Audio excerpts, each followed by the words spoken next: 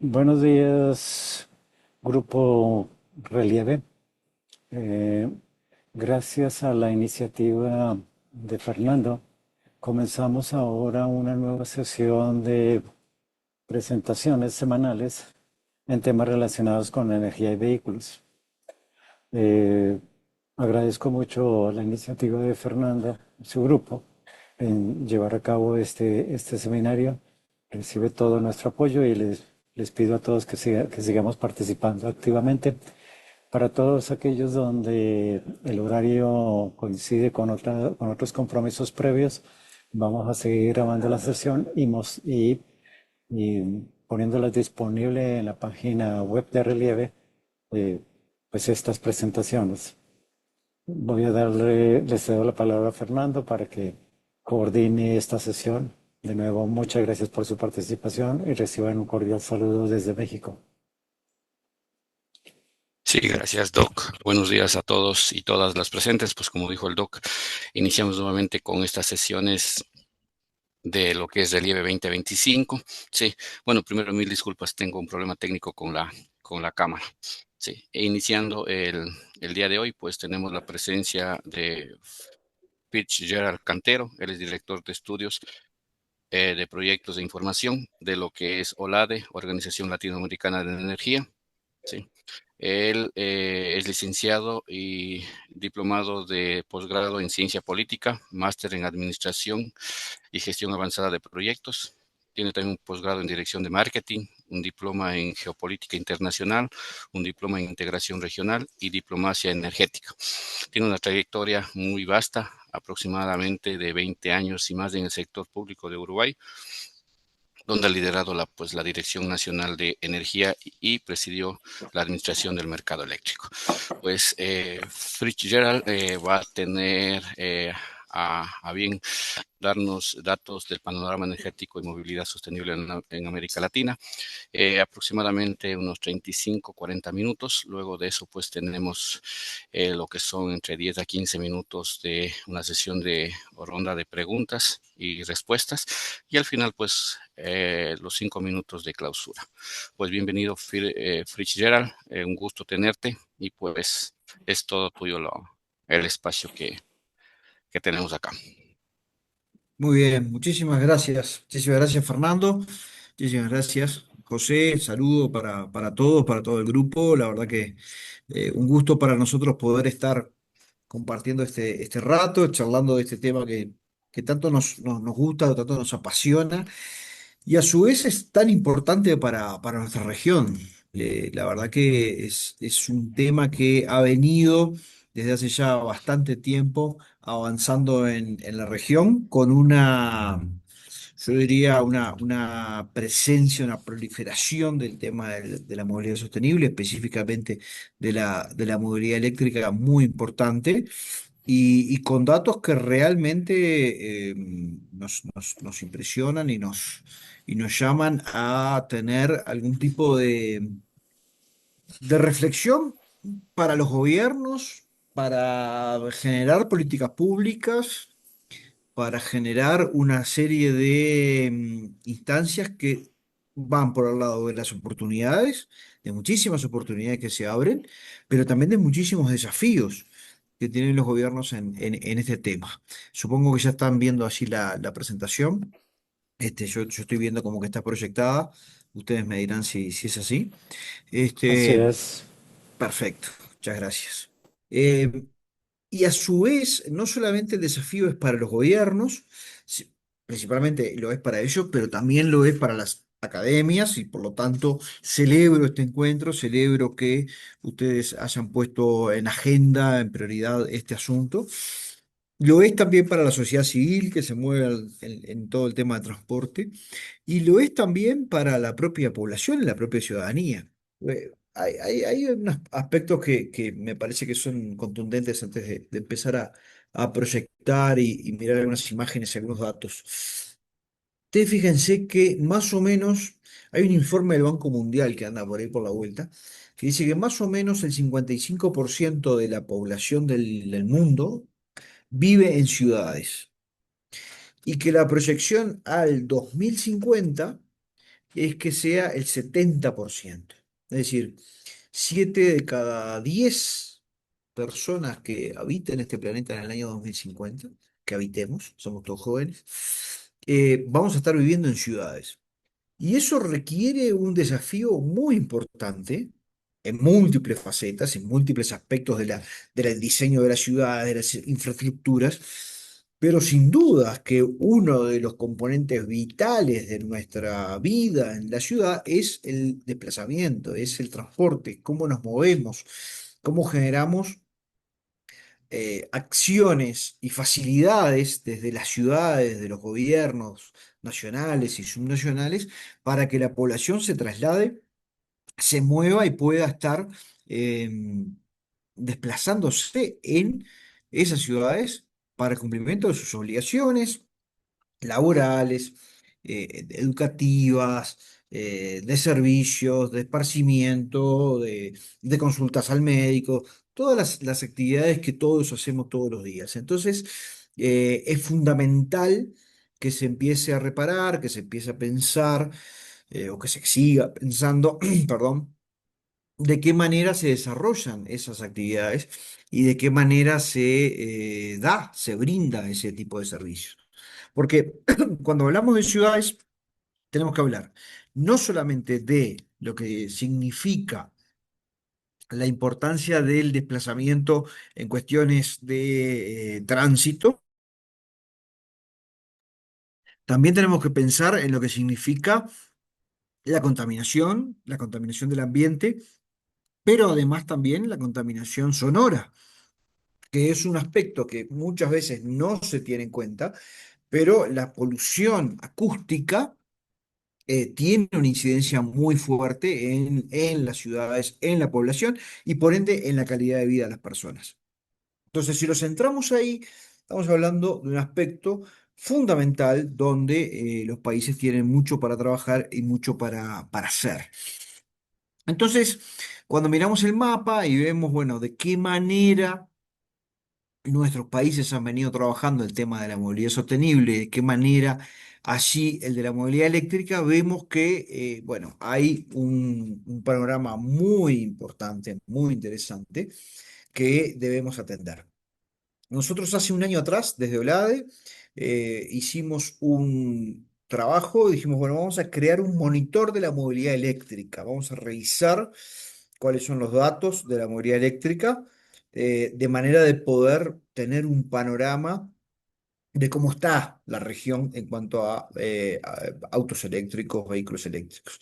Entonces, es muy difícil porque no todos los países registran esos datos, no todos los países los registran del mismo modo, porque por ahí Perfecto. se toma como vehículos eléctricos a los híbridos, por ejemplo, que claramente no lo son completamente. Entonces, hicimos una especie de, digamos, análisis metodológico y dijimos, vamos a tomar como vehículos eléctricos a los eléctricos puros, livianos. Vamos a empezar por los livianos. Livianos puros. ¿Cuáles son los puros? ¿A qué le llamamos los puros? Bueno, aquellos que necesitan tener una carga eléctrica para moverse, sin ella no se pueden mover. A los híbridos, los enchufables, que también necesitan de ese tipo de alimentación energética. Y a su vez tomamos a los buses. Y otra cosa que es muy interesante en esto es el parque de cargadores, es decir, cuál es la infraestructura de carga a nivel de vía pública que tienen los países, de forma de poder analizar cómo está esa oferta en términos de comodidad para el usuario, y a la hora de poder tomar una decisión, decir, bueno, voy por un transporte a base de energético fósil o voy por un transporte a base de un energético limpio, como puede ser la electricidad, desde el punto de vista de su generación, también que ahora lo vamos a ver, que sea limpia, bueno, que tenga más o menos las mismas características, más o menos los mismos elementos, de forma de poder, digamos, de alguna manera, ser una opción viable, que la movilidad eléctrica sea una opción viable. Entonces, vehículos livianos, eléctricos puros, híbridos enchufables, buses, cargadores, es un poco lo que hicimos. Y en Disculpe, el... disculpe, Sí, Fitzgerald. ¿sí? Usted está moviéndose en la presentación, pues se ha mantenido únicamente en el primer slide. ¿Está bien así? Sí, sí, sí, no, no, Ok, no, no avancé todavía. ok, No, ok, quería hacer muchas gracias. una introducción previa a pasar bueno, a contarles qué es la OLAD y cómo está el mapa. Me interesa esta secuencia, digamos, para que sepan un poco lo que hemos hecho y hasta dónde llegamos para contarles en ese recorrido que hemos notado, que hemos advertido. Hicimos esto entonces, como les decía, lo publicamos en el Monitor en septiembre del 2024. Está publicado en la página de OLADE, olade.org, lo pueden ver. Dijimos, bueno, vamos a actualizarlo a los 6 meses y por allá por abril, mayo de este año hicimos una actualización con los datos.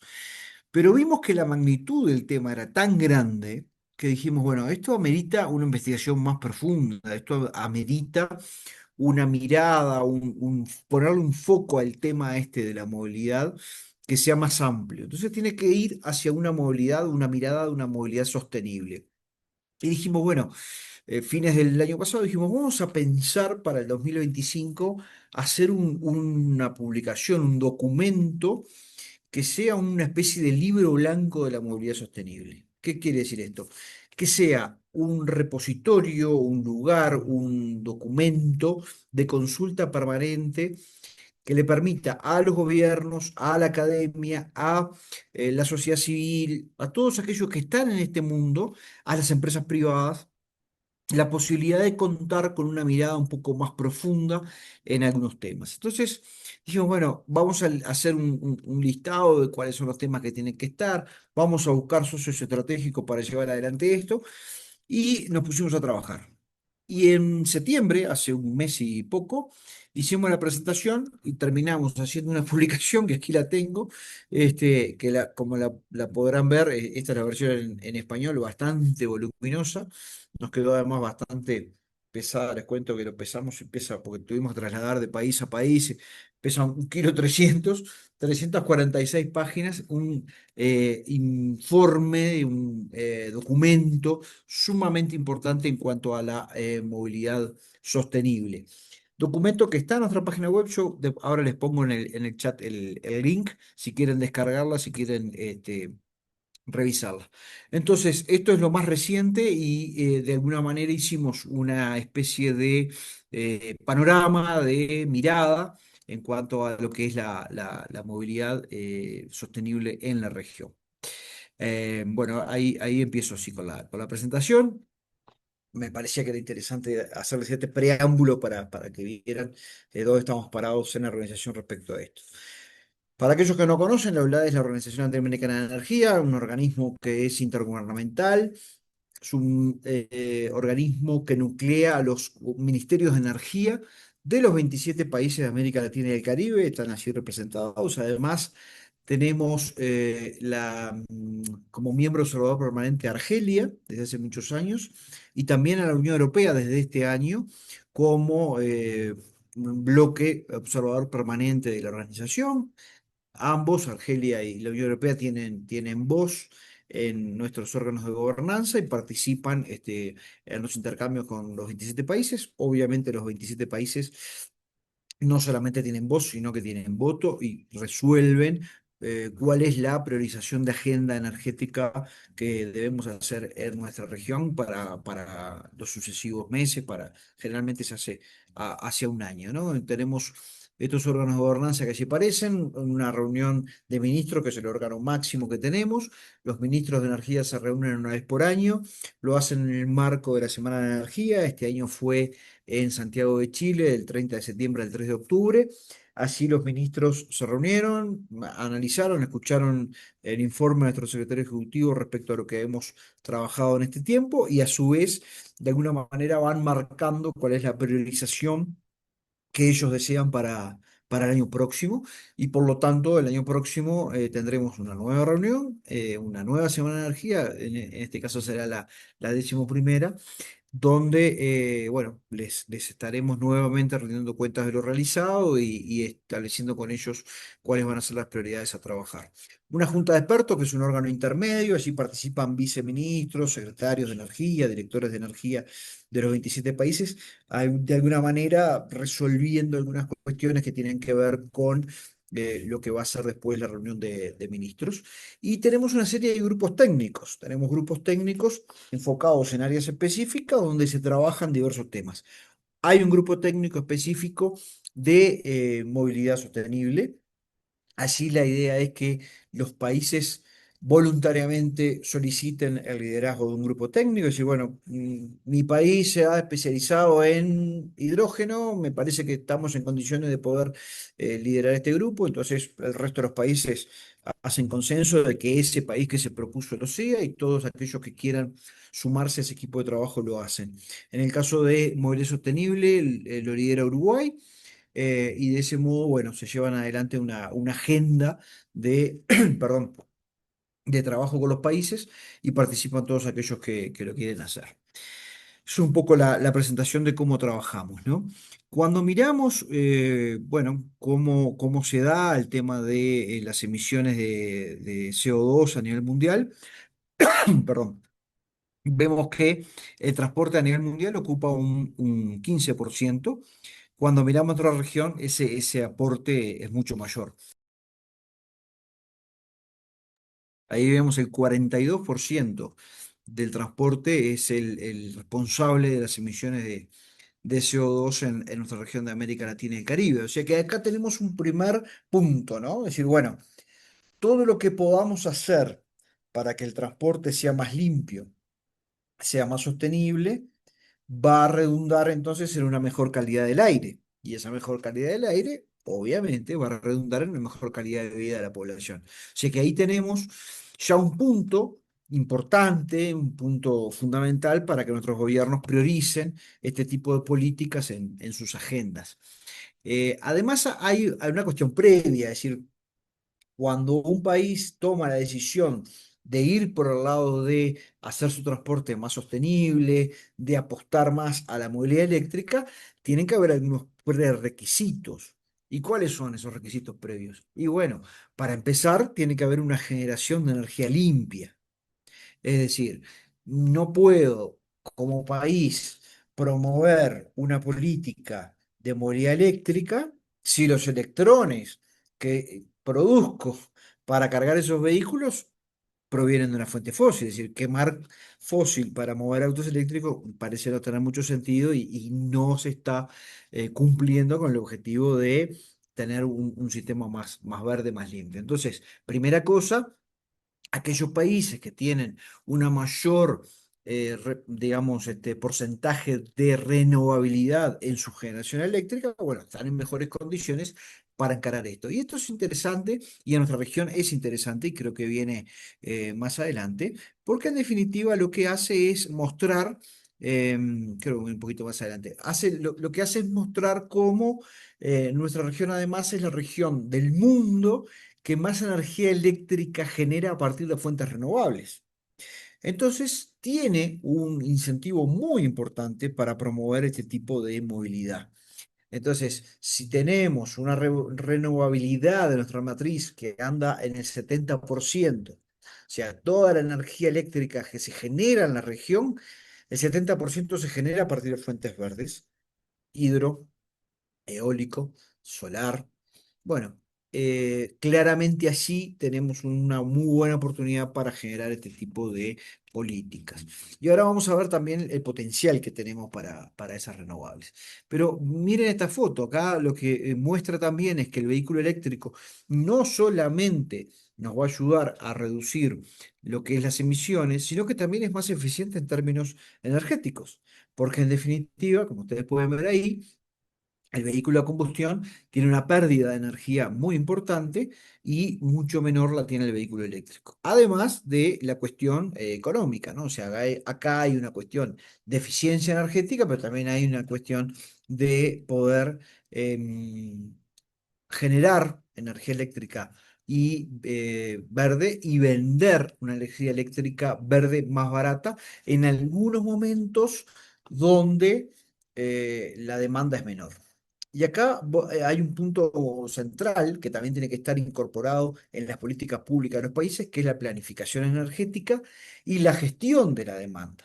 Entonces, si yo tengo un país donde genero energía eléctrica en su mayoría con fuentes renovables, por lo tanto tengo una matriz bastante verde, pero a su vez tengo una gestión de la demanda que puedo administrar y que puedo incentivar para que las personas, por ejemplo, carguen en la noche, donde hay una mayor presencia de la energía eólica. Bueno, ahí, y además en la noche hay una menor demanda del sistema, es decir, bueno, ahí tengo la posibilidad de estar colocando demanda de energía en un sistema donde hay menos demanda. Si yo le agrego vehículos eléctricos que están cargando en la noche, voy a estar gestionando mejor esa energía. Además, tengamos en cuenta que la energía renovable es una energía intermitente, es decir, la tengo cuando se genera.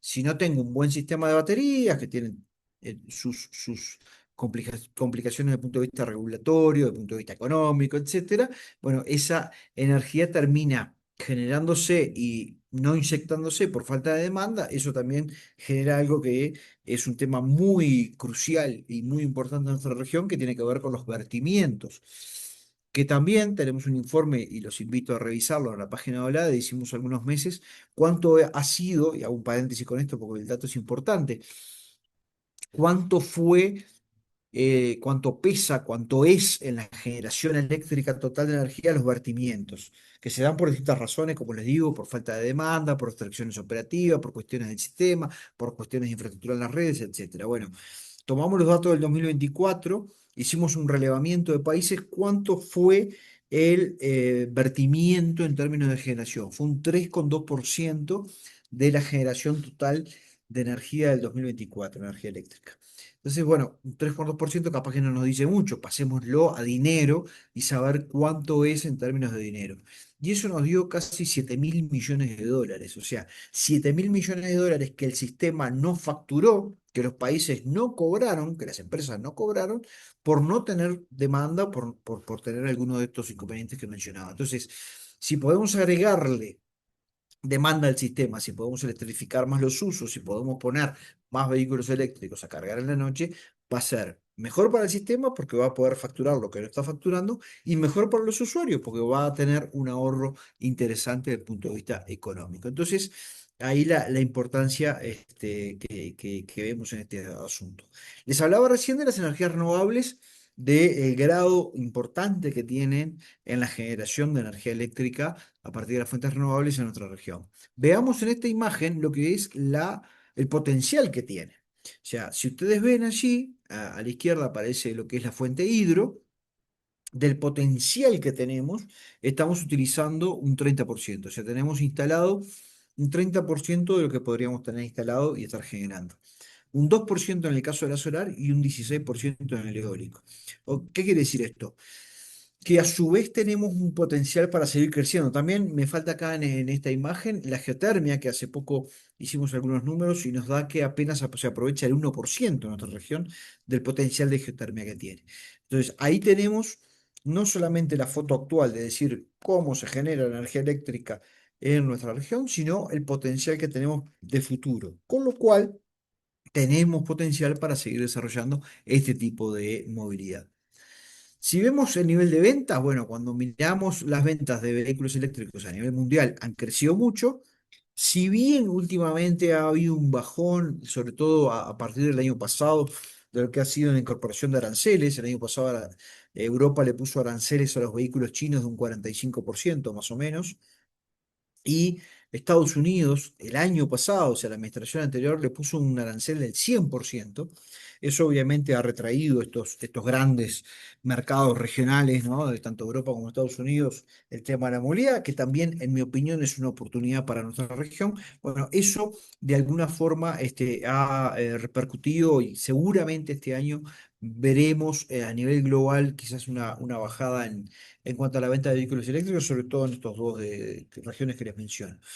En nuestra región, como ustedes pueden ver, ha habido un crecimiento muy grande, un crecimiento muy, muy grande. Como pueden ver ahí, cuando hablamos de este parque vehicular que yo les mencionaba, que estamos hablando en este caso de los livianos y eléctricos puros y los enchufables, el crecimiento en los últimos 5 años, como pueden ver ahí, ha sido enorme, de 17.541 en el 2020 a 444.071 en el 2024. Vimos en el 2024 un crecimiento muy importante de Brasil y de México. Brasil es un país que ha apostado mucho a los biocombustibles. Esto de la movilidad eléctrica es algo más reciente, pero claro, lo ha hecho con tanta magnitud, al igual que México, que mueven la aguja de las estadísticas latinoamericanas, del poderío, la presencia, lo que significan Brasil y México en términos del peso que tienen, obviamente mueven las estadísticas y han hecho un gran esfuerzo no solamente en la incorporación de los vehículos eléctricos, sino también en la infraestructura de carga. Y eso es muy importante porque va de la mano uno con otro, ¿no? Entonces, me parece sustancial hacer el relevamiento y quería mostrarles llegar a esta foto, donde ahí está. Como pueden ver ahí el ranking de los países de con mayor número de vehículos electrificados en circulación. Brasil, primer lugar. México, segundo lugar. Aparece Costa Rica, Colombia, Uruguay, bueno, Guatemala, Chile y sigue. Cuando vamos al número de vehículos eléctricos por población, bueno, ahí cambia la ecuación, obviamente. Uruguay, Costa Rica, países con menor población, pero con un alto índice de vehículos eléctricos, hace que esto vaya en este sentido. Eso es un poco la foto. Si miramos, hacemos un poco de foco y empezamos por estos dos países que, como les cuento, movieron la aguja, ahí lo pueden ver, ¿no? O sea, el crecimiento enorme que tuvo Brasil del 2023 al 2024 y también México, ¿no? Un crecimiento sumamente importante que, bueno, que hace que esa foto se agrande, ¿no? Para ir avanzando, paso rápidamente por esto, incluso si lo desean, bueno, les queda grabada la presentación, pero se puede compartir, no hay problema. Hicimos un poco el foco en los 10 países más relevantes, bueno, Costa Rica, Colombia, como todos, como se puede ver en todos, el crecimiento ha sido enorme en todos de un año a otro, ¿no? Un crecimiento muy, muy importante. Chile, hay un dato interesante que creo que ahora viene, que es el de los buses, que tenemos que rescatar y que es importante ver todo el trabajo que se ha hecho, acá está, en el tema de los buses, ¿no? En Chile es en el mundo el segundo país en la circulación de buses eléctricos. El primero, obviamente, es China, ¿tá? Segundo es Chile, ¿no? Y ahí hay un trabajo muy importante. En el libro hay mucho de Chile, mucho ejemplo de Chile en lo que tiene que ver con los programas que se han hecho respecto a la movilidad en este caso del sector público, en este caso del transporte colectivo de pasajeros, y realmente ha sido un crecimiento muy grande. Lo mismo ha pasado en Colombia, Brasil, México, Uruguay. Uruguay además, un caso que obviamente por obvias razones conozco bien, está incrementando y sigue incrementando la flota de buses eléctricos. Es decir, está en las agendas de los países llevar adelante este tipo de iniciativas. Y lo otro importante, como les mencionaba, es el tema de las estaciones de carga, ¿no? Es fundamental mirar porque está totalmente relacionado, ¿no? Uno cuando empieza a discutir en lo particular me pasó hace algunos años atrás cuando había que diseñar la política de movilidad eléctrica, porque era en ese caso para Uruguay una estrategia bastante interesante, ¿no? Un país que no tiene recursos de hidrocarburos, que tiene que importar el petróleo, pero tiene una matriz energética hoy por hoy del 98% verde. Es decir, bueno, la movilidad eléctrica, por diversas razones, costos, tiene allí una faceta y un rol muy importante a cumplir. Entonces, al momento de diseñar la política, bueno, ¿qué está primero? Está primero la generación digamos, la oferta de vehículos, está la demanda, está la infraestructura, ¿cuáles son los aspectos, no? Entonces termina siendo una especie como de dilema, es decir, el dilema del huevo gallina, ¿qué está primero? ¿El importador de vehículos eléctricos para hacer una gran inversión, para ofrecer en un mercado donde no hay demanda. Un usuario que dice, bueno, voy a demandar un vehículo eléctrico en un país donde no hay incorporación de los mismos, una falta de infraestructura. ¿Cuál es el camino? Bueno, claramente, luego de mucho análisis, comparaciones y digamos, mirar un poco las realidades de algunos otros países, es la infraestructura. Es decir, si la infraestructura está, lo otro se va generando. Y es una especie como de obligación o de responsabilidad mayor de los gobiernos. ¿Por qué? Y bueno, porque por ahí puede haber gobiernos que sí importen vehículos, pero no es el rol de un gobierno importar vehículos, ni tampoco, bueno, generar determinadas condiciones, sí el de generar las condiciones de que haya una infraestructura de carga. Para tener esa especie de, digamos, de comparación y de asimilación con el vehículo fósil, ¿no? Pues, ¿a qué estamos habituados?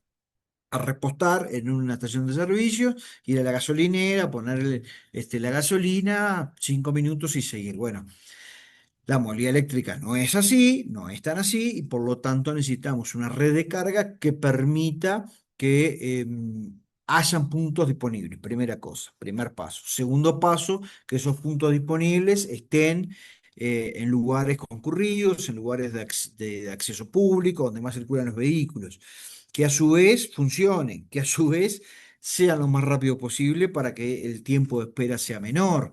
Bueno, hay una cantidad de cuestiones ahí que tiene que ver con la interoperabilidad también. O sea, ahí vemos la foto del cargador, un vehículo llega, carga, pero del cargador hacia atrás tiene que haber energía, tiene que haber buena cantidad de energía lo que se conoce como la cometida, de manera de que ese cargador esté disponible. Hay otro tema muy importante que tiene que ver con la normativa. Es normativa europea, es normativa china, es normativa japonesa, es normativa norteamericana. ¿Qué tipo de normativa, qué tipo de caño voy a tener ahí de conector para poner en el vehículo? Otro aspecto también sustancial es la forma de pago.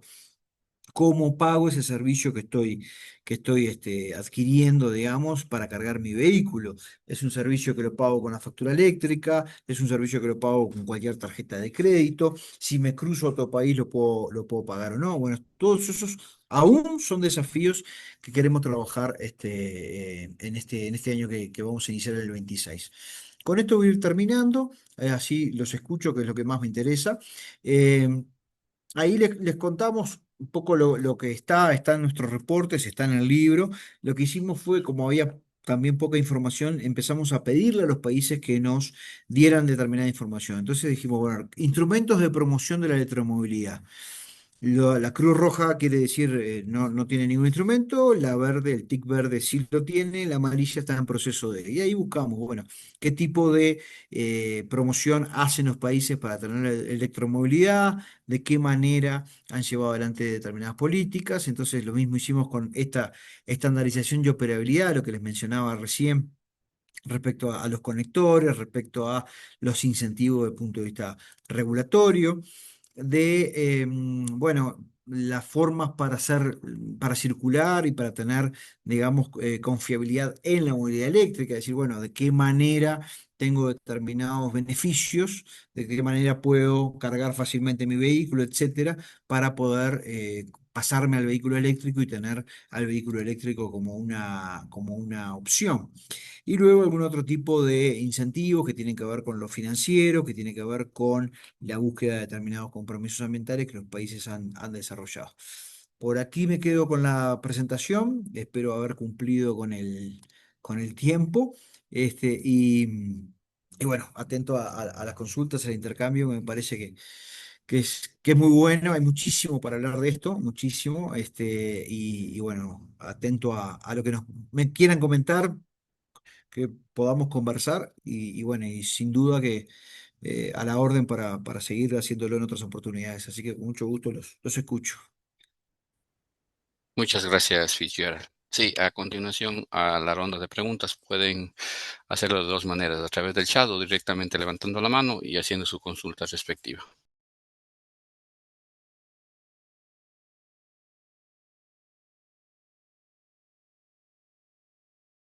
Doctor, adelante. Fitzgerald, muchas gracias por su presentación. Eh, Muy interesante lo de OLADE. Tengo muchas preguntas, pero creo que me voy a ir por las de mayor prioridad, por lo menos voy a decirlo para mí o para nosotros aquí en Monterrey. ¿Qué se está haciendo en términos de transformar vehículos pequeños, menos de media tonelada, en eléctricos? Que estos son los vehículos que se usan para entregas de pedidos rápidos y para distribución de última milla en ciertos segmentos. Cuando usted dice transformar, ¿se refiere a cambiar los fósiles por eléctricos o se refiere al retrofit de tener un vehículo a combustión y pasarlo a eléctrico? No, ambos, Ambos. implica Bue- ambos. Sí, bueno, a ver, nosotros no, en estos informes no incluimos a los, por ejemplo, retrofit, que es una de las cosas que nos gustaría revisar. Eh, a su vez, en estos momentos, hace cuestión de un mes más o menos, comenzó un diplomado de electromovilidad entre EULADE y la Universidad de Santiago, de Chile. Justamente una de las sesiones se refirió a esto. El tema del retrofit ha tenido como sus vaivenes, ¿no? Creo que Chile ha sido el que más lo ha desarrollado. Eh, es decir, cuando hablamos de retrofit, como ustedes saben, estamos hablando de vehículos a combustión, combustión interna, ¿no? Combustión térmica, cambiarles todo lo que es el motor por una adaptación a un eléctrico. Eso ha tenido sus incentivos y también sus parates. Hay algunos temas allí a revisar que tienen que ver con seguridades, con garantías, con manejos de pesos, y hay ahí un trabajo para hacer. Entiendo que es Chile quien más ha trabajado en eso, pero es un camino a recorrer que creo el resto de los países lo ha venido intentando, ¿no? Luego, lo que vemos son determinados programas que lo que buscan es justamente el cambio, ¿no? Es decir, bueno, pequeños vehículos, vehículos de última milla, sobre todo las políticas de más incentivos a la movilidad eléctrica han ido, creo yo, de manera inteligente por el lado de sustituir los vehículos de más uso. Entonces, taxis, remises, vehículos de aplicaciones, motos, motos de delivery. Es decir, de alguna manera se va tomando ese tipo de conciencia y hay algunos casos de países que han venido llevando adelante programas en ese sentido. Todavía creo que falta mucho. Obviamente la experiencia que conozco más cercana, ya la repito, no lo hemos metido en estudio aquí en Olade respecto a esto, pero la experiencia más cercana que conozco es la de Uruguay. Y hay algunas cosas que se han avanzado, pero todavía falta mucho. Ahora, todo lo que tiene que ver con utilitarios, ¿no? Con pequeños recorridos, vehículos, hasta camiones pequeños que hacen recorridos en, por ejemplo, distribución de alimentos en los comercios, distribución de bebidas, lo que sea, que se van pasando a movilidad eléctrica, le es rentable desde el punto de vista económico y lo es desde el punto de vista también del medio ambiente. Y a su vez, otra cosa que vemos es determinadas empresas multinacionales de venta de refrescos, de venta de comidas, que tienen sus repartos, sus distribuciones de vehículos, perdón, de alimentos, lo van haciendo también por decisiones de sus casas matrices en vehículos sostenibles, ¿no? En vehículos eléctricos. Entonces, de esa manera también eso va derramando en la región. Y bueno, hay países que han hecho incentivos y que han puesto de alguna manera esos estímulos y son bien importantes a la hora de poder maximizar no solamente los recorridos, porque al tener también ese tipo de tecnologías, también empiezan a aparecer una serie de usos relacionados, ¿no? Con la infraestructura de carga, aparecen aplicaciones que pueden permitir ver dónde cargar el vehículo, cómo trasladarse, y eso también permite maximizar rutas y eso permite ser más eficientes. Además, la movilidad eléctrica tiene, seguramente también la tiene la de combustión interna, pero la movilidad eléctrica tiene la posibilidad, a través de todo lo que significa, ¿no? El freno regenerativo, la forma de conducción, etcétera, hasta de medir la eficiencia de los choferes. Y las aplicaciones permiten que la empresa, por ejemplo, tiene una flota, supongamos, de 10 utilitarios que están en la ciudad distribuyendo su mercadería y tiene desde el celular la posibilidad de ver no solamente el recorrido que se está haciendo, dónde está cargando, cuánto cargó, y en función de los kilovatios que cargó, sabe cuánto recorrió y cómo se usó. Entonces, por ahí tiene un vehículo que hizo la misma cantidad de kilómetros que otro, pero necesitó cargar menos. ¿Por qué? Bueno, porque ese chofer fue más eficiente a la hora de utilizar esta tecnología y eso también desarrolla después políticas de incentivos a los trabajadores. Le dice, bueno, quien es más eficiente y ahorra energía tiene, no sé, un bono a fin de año mejor. O sea, hay una cantidad de cosas que se van dando y oportunidades que se van generando. Queda muchísimo por hacer todavía, muchísimo por hacer. Pensemos en las motos, pienso, tengo el número en la cabeza de Uruguay. Fíjense, Uruguay tiene 3,4 millones de habitantes, muy poquita gente, pero hay 500.000 motos. Entonces, y eléctricas no tengo el número, pero son seguramente muy, muy pocas. Entonces, en ese también hay mucho para hacer. Hay empresas que están estableciéndose en nuestros países, en algunos países ya, con baterías intercambiables. Y eso es un dato interesante porque supongamos un delivery que está trabajando 8 horas en la moto y bueno, no puede estar cargando la moto mucho tiempo. Ahora, llega a una gasolinera, deja su batería descargada y se lleva una cargada y sigue su viaje en 2 minutos, eso sí le es redituable. Bueno, todo ese tipo de tecnologías está a disposición y bueno, creo que es bueno que se siga usando, digamos, y que se siga incentivando desde los países, ¿no? Muchas gracias. ¿Alguien otra pregunta o si no, doctor, tenía creo que más interrogantes? Pues me da pena acaparar. Ahí están saliendo las preguntas. Sí. Me pongo en turno. Angie, por favor, adelante. Buenos días, ¿me escuchan bien? Perfecto. Sí, se mencionó en un momento en la charla que había una demanda no usada, una capacidad no usada, lo que incentiva a la compra de vehículos eléctricos, ¿cierto? Lo que me parece Cierto. muy interesante porque bueno, no tenía idea. Pero entonces, en el caso de que esa capacidad se agote antes de que, o, o que esa demanda por recarga crezca más rápido que la expansión de la red, ¿cuál sería el mayor reto o qué plan de contingencia, qué medidas se priorizarían en ese escenario? Que es algo que puede Es pasar. tal cual, es un muy buen punto, Angie. Claramente en la planificación energética, teniendo ese potencial que mencionábamos, necesitamos planificar también la expansión de la red. Y es fundamental porque el centro de generación va a estar en un lado y la distribución de la red de cargadores va a estar repartido en todo el territorio. Entonces tiene que haber una muy buena planificación e inversión en la transmisión de energía y en la distribución de la energía.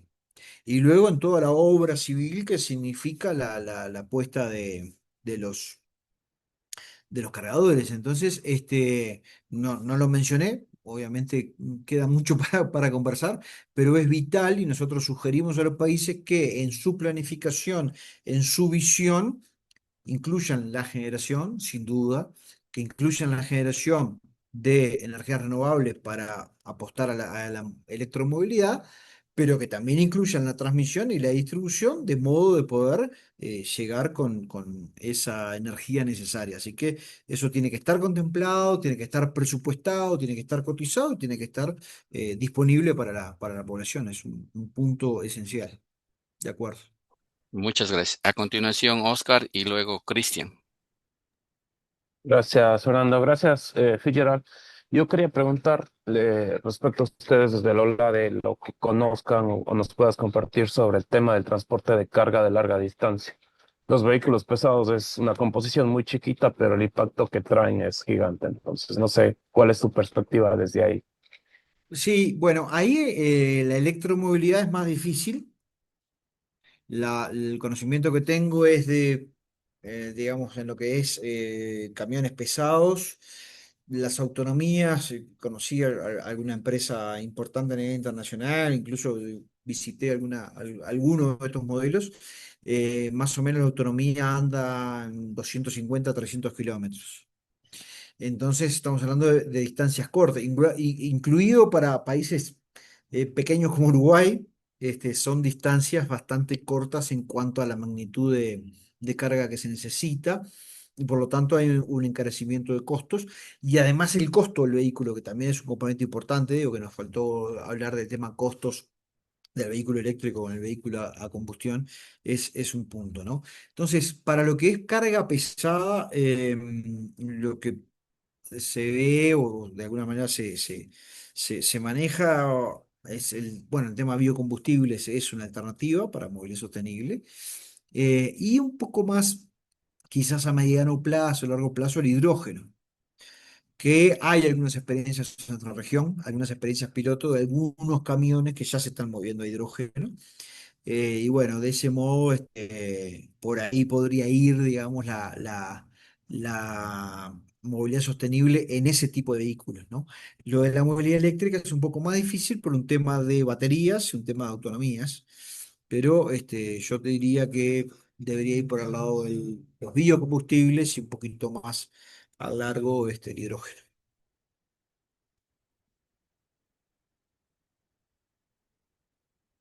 Lo que Cristian, ¿no? Muchas gracias. Cristian, por favor, con tu pregunta. Buen día, ¿qué tal? ¿Cómo están?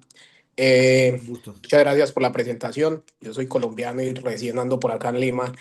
De hecho, es curioso porque en Colombia, digamos que ha ido empezando a cambiar como esa filosofía del miedo a comprar vehículos eléctricos y ya, digamos que ya se ve mucho, ya se ve mucho.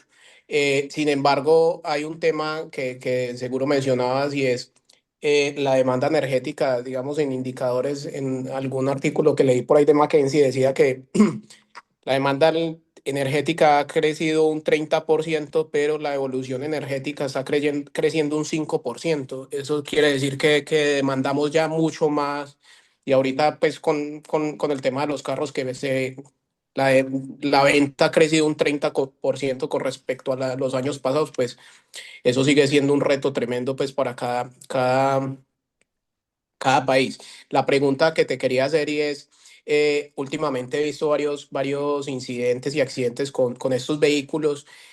Justo digamos que la ciudad donde yo soy, vi hace poco un tema de un vehículo que en una, no sé cómo le llaman acá, una costa o una falda, falló, pues el carro se fue hacia atrás y ahí hubo un accidente. Y en China hace poco pasó uno que se prendió el vehículo, pero automáticamente quedó bloqueado y pues la persona quedó incinerada. La pregunta es más hacia estos temas que yo no desconozco alguna norma o algo que esté haciendo que estos países, cuando llegan, estos carros, cuando llegan a estos países, haya algo que los regule desde el tema de seguridad. ¿Qué conoces desde ese tema? Ujú. Y creo que se me fue la otra pregunta, ya me acuerdo si algo y para no tampoco entorpecer. Bien. Te agradezco, Cristian. Me parece, hay dos cosas que quiero comentar a partir de tu intervención. La primera, decías, en Colombia la gente tenía miedo a usar el vehículo eléctrico, y hay un aspecto en esto que tiene que ver con lo cultural. Hay mucho de aspecto cultural que los países deben trabajar, ¿no? Porque en definitiva, se trata de alguna manera de poder tratar de quitar determinados miedos, determinados mitos, algunas cosas que son reales y otras que son mitos, ¿no? No sé, un mito que se escuchaba en Uruguay, no sé si en el resto de los países, conversando por ahí se escucha a veces, es, no, el día que llueve no puedes usar el auto eléctrico. Y bueno, yo hasta por experiencia propia me ha pasado de conducir un vehículo eléctrico con un volumen importante de agua por una inundación. No hay ningún problema, la batería está totalmente hermética. No hay ningún problema. Pero hay mucho de formación y de necesidad de poder, de alguna manera, generar conocimiento. Y el segundo punto muy importante que mencionaste de la seguridad, ahí hay un trabajo para hacer muy grande que está hermanado con el tema cultural y el tema de la información y conocimiento, que tiene que ver con todo el servicio de emergencias, ¿no? De ahí hay, Colombia es uno de los que ha sido pionero en esto, incluso bomberos de Colombia estuvieron en Uruguay haciendo capacitaciones, de manera de que el servicio de emergencia de un país, ¿no? Todo el servicio integral de emergencias de un país, sepa cómo actuar ante un siniestro de un vehículo eléctrico. No es lo mismo ir y retirar a una persona que quedó atrapada dentro de un vehículo a combustión que dentro de un vehículo eléctrico, por ejemplo. No es lo mismo atender un desperfecto de un vehículo eléctrico que un vehículo a combustión. Entonces también hay que ir a la formación de los talleristas, de no solamente necesitamos ingenieros, que los necesitamos, también necesitamos técnicos, necesitamos personas que hoy, por ejemplo, están en el taller de la esquina atendiendo vehículos a combustión, que empiezan a llegarle clientes con vehículos eléctricos y tienen que saber cómo repararlos, no solamente para repararlos, sino también para preservar su vida, porque una mano puesta en un determinado lugar donde no debe puede costarle la vida. Entonces, claramente allí hay un tema de capacitación. Y luego sí, los países tienen que trabajar mucho en el tema regulación y los ensayos. O sea, hay que ensayar, o sea, te viene un vehículo, eh, se importa un vehículo X de tal marca, de tal modelo, bueno, es necesario que ese país, antes de poder aprobar la importación de ese vehículo, haga las homologaciones, los ensayos, las medidas de seguridad, de forma de que puedan estar brindándole al usuario la mayor información, ya no solamente cuestiones de eficiencia energética, que algunos países lo están haciendo, sino también de contar con las medidas de seguridad como lo ocurre con los vehículos a combustión, en definitiva, pero que tengan los elementos de seguridad para que esas cosas no pasen. Y sí pasan, dos por tres vemos algunas noticias donde pasan algún tipo de inconvenientes. También, digo, los que han trabajado muchísimo en esto te dicen, no es más inseguro que el vehículo a combustión, pero bueno, obviamente que una incidencia afecta, ¿no? También se está trabajando en algunos países en cuanto a lo que son los protocolos de los garajes, de los parqueaderos, ¿no? De edificios donde en el estacionamiento se van a poner vehículos eléctricos. Bueno, a ver, tiene que haber una serie de regulaciones y de acciones de mitigación ante cualquier desperfecto en ese sentido, pero bueno, hay mucho para trabajar ahí, Cristian, sin Muchas duda. gracias. Eliseo, creo que para ir terminando, la última pregunta. Buenos días con todos, saludos desde Ecuador, Eliseo Rodríguez. Mi estimado Fitzgerald, una consulta. Me gustaría saber cuál es el aporte que tiene tanto Argelia como la Unión Europea acá en la OLADE. Bueno, ahí Argelia, como decía, hace años que ingresó.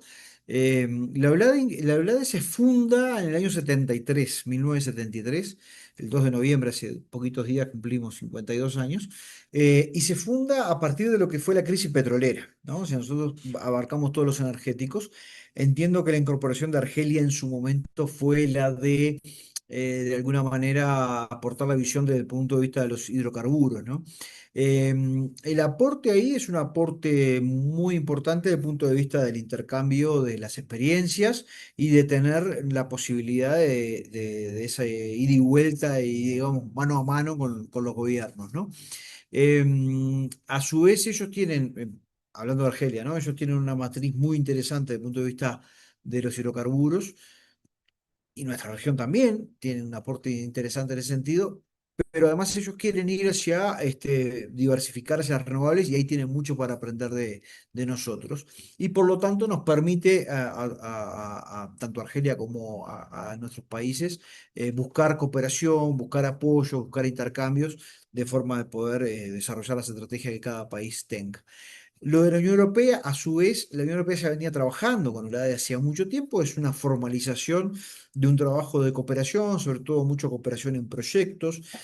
Hay muchos fondos de la Unión Europea que se canalizan a nuestra región para poder llevar adelante iniciativas de los países. Bueno, también ahí hay una formalización y un intercambio mucho más, digamos, dinámico y más fluido, de forma de que también la Unión Europea pueda colaborar con otros países y otros países a su vez puedan aprovechar la experiencia de lo que se ha hecho, de cómo se ha hecho, de los errores que se han cometido y de las cosas que se pueden estar intercambiando y aprovechando en ese sentido. Es más bien una especie de cooperación institucionalizada importante.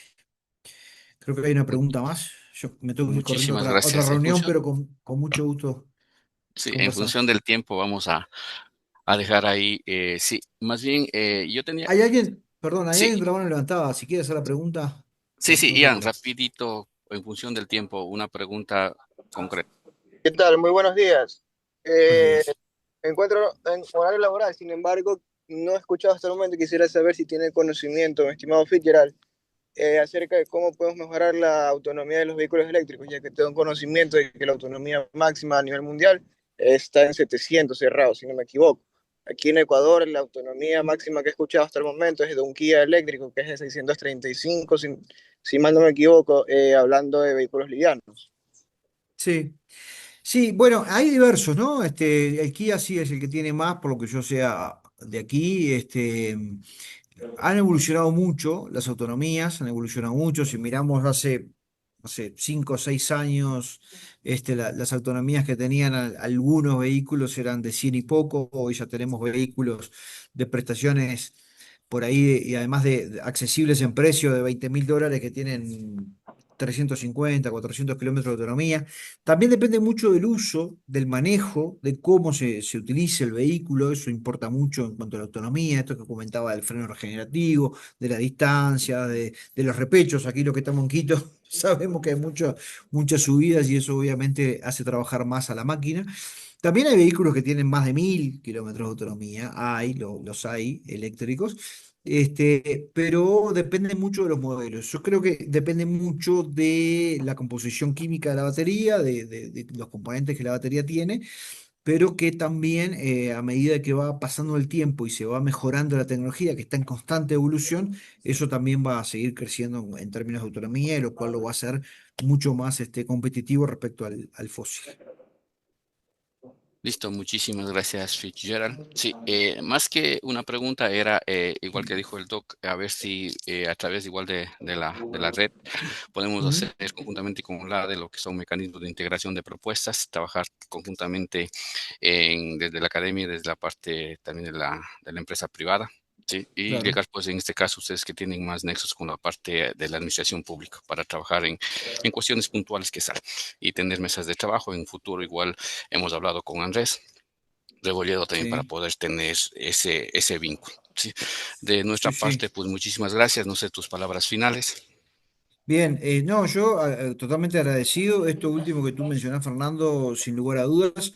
Les dejo acá en el chat el link para poder acceder al libro blanco si les interesa.